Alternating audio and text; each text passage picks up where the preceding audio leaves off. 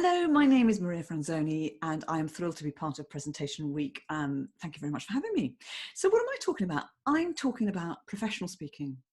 Speaking that gets you paid to speak. I'm not talking about speaking to sell from stage. I'm talking about where you are paid to come and deliver your session.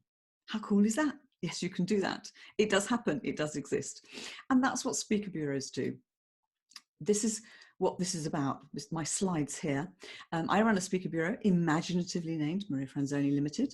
And I'm part of the global network of companies known as London Speaker Bureau.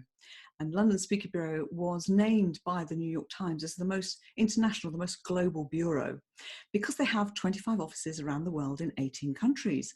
So the perspective I'm coming from is 23 years experience running and working in international speaker bureaus with the background and knowledge that I take from the London Speaker Bureau group of companies that I can share with you. And that's why I'm qualified to talk to you about this particular topic.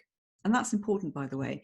If you're going to go out and speak, you need to be sure that you're qualified to speak about what you're speaking about. So don't speak about everything, speak about what you are qualified and experience in speaking about. So sorry, I digress there. I will do that from time to time. I can't help it. So I'm talking about professional speaking, and this is Presentation Week. And I think there are two really important aspects to delivering a really great business presentation. One is the presentation skills, of course, how you deliver it. That is vital. But also the other part is the content, and the content has to be absolutely top-notch too. So if you've got the both, you are a really top speaker, and you're going to get booked again and again and again, and you're going to get requested to come and speak again and again and again. And I find that sometimes speakers focus on one or the other, and really you should focus on both. And because I've looked at the program that you have in Presentation Week and done my homework to see who else is speaking, I can see that there are people in here far more qualified than me to talk about presentation skills and delivering a great presentation with great humor and great impact. I'm not going to talk about that. I'm going to talk about the other part, the content piece that I think is absolutely vital. As I said, I'm going to focus on that with you. So let's talk about content. What is it about content that is really important? This is Goldilocks, by the way, eating her porridge, and her porridge is just right. It's not too hot, it's not too cold, it's not too sweet, it's not too salty. I would add to that also not too stodgy. I like mine a bit creamy. I don't know about you. It's not about porridge. Your content needs to be just right. And what do I mean by that? I mean that it needs to be the right amount of content. One of the big mistakes that speakers make, or business professionals and professionals make when they start to speak, is they try to give too much. They try to give a lot of value, because you have a lot of value to bring. You've got a lot of experience to bring. You've got a lot of knowledge to bring, and you want to give it all in your speech, in your presentation session. Try to resist that temptation. Give what is appropriate at that time, appropriate for that audience and in that length of time that you have. I think also the other reason speakers do that when they're not that experienced is because they're not sure which bit is going to land properly, which is the piece that's going to be the really relevant piece. And so if you give it all, hopefully the audience will pick it out, but actually all you do is overwhelm them. They just have too much content. So get your content just right in terms of how much you're delivering. And I want to give you some idea of some of the content that works really well from business audiences that we work with, and the speakers that are getting booked again and again. Some of the things that they do with their content is they will have maybe a new insight into a topic that people have been talking about for a while, but they have a new way of looking at it. And that's great. People like that. People love insights. They might have a way of making a very complicated and complex topic simple and simplifying it. That's also a great way of delivering content. A controversial approach, when everybody's saying do this, we'll say we'll do that. I mean, Tim Ferriss and his 4-hour working week, everyone was saying let's work for hours and hours and hours. Let's hustle 24/7. And let's do a 4-hour work week. So something a bit controversial will stand out in terms of content, or something unique to you. You might have a unique story, unique experience, a unique model of solve something, or a unique model of doing something. So those are some initial thoughts about the content piece itself.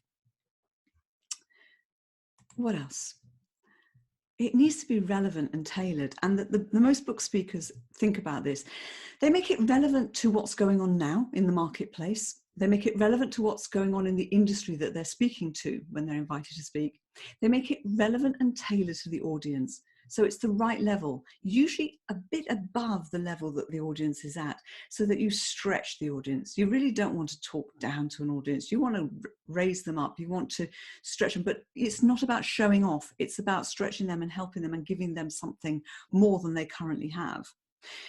Tailored maybe to an event theme that is happening, or tailored as much as possible to what that audience wants. And you might have an awful lot of content, and you need to decide, okay, which bits are the most relevant, which should I apply on this particular session. And you'll notice I have my lovely comical picture here to remind you that a fish does not need a bicycle. So you might not need to tell your audience about some of the things that you have prepared. It may not be relevant to them. So that's really important. The third thing that I think is important is to be easy to listen to and to follow. Help people with signposts, maybe help them with some slides or some pictures to make them think about it and therefore remember it. Give it a bit of structure. And sometimes speakers don't structure their content very well. So I have a butterfly mind. I go all over the place. You will see this in this video that I go off-piste. And so I have to have a structure to follow. Otherwise, I'll go off and digress and not stick to the point. So structure is really important. You want people to come away remembering something from your session and not thinking, what was all that about? Give them a nice, easy to follow structure.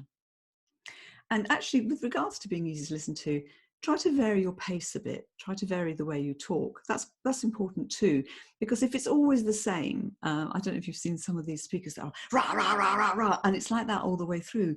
That's exhausting. To have a bit of sort of like pace change. I need to do that. I get a bit exhausting, I'm sure. Anyway, what else? This is not my takeaway menu. This is something that's really important as part of your content. Have some takeaways. And usually people like to have 3 to 5 takeaways from a normal session. And when I say normal, that means sort of like a certain duration of it. If it's very short, you might only want to have one thought that you want people to go away with. But you'll notice that when you look at Andrea's session, he's got 3 main takeaways. This session has 5 main takeaways. 3 to 5 is quite a good number to have. So that people then think, okay, I can focus on those things. 3 is the magic number, isn't it? I think 3 and 5 is good.